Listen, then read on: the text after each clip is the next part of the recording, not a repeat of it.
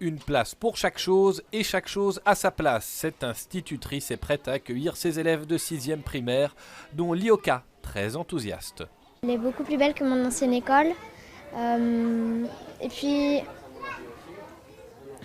ça a l'air chouette. Aujourd'hui, les familles sont invitées à visiter. Et si les enfants ont déjà adopté les lieux, il faut encore rassurer certains parents. Ils sont toujours très anxieux, ou en tout cas le montrent plus, et c'est la liste, que faut-il apporter?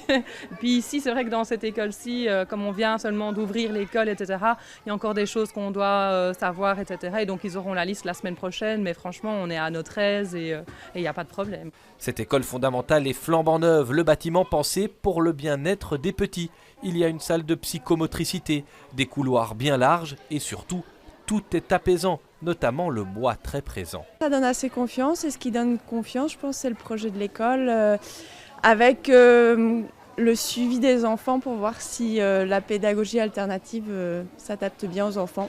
Une pédagogie Montessori basée sur les besoins de l'enfant. Oubliez les madame, monsieur et les cours magistraux de l'enseignement traditionnel. Ces pédagogies actives sont réclamées par de plus en plus de parents. Aujourd'hui, le maître mot en matière d'enseignement, c'est la diversité. Et on a effectivement une génération de Bruxellois, de Schaerbeekois qui demandent des écoles qui sont centrées sur leur enfant, sur le respect de l'autonomie, sur le respect du rythme. Je vous informe d'ailleurs que nous travaillons d'ores et déjà sur l'établissement d'une école secondaire à pédagogie active.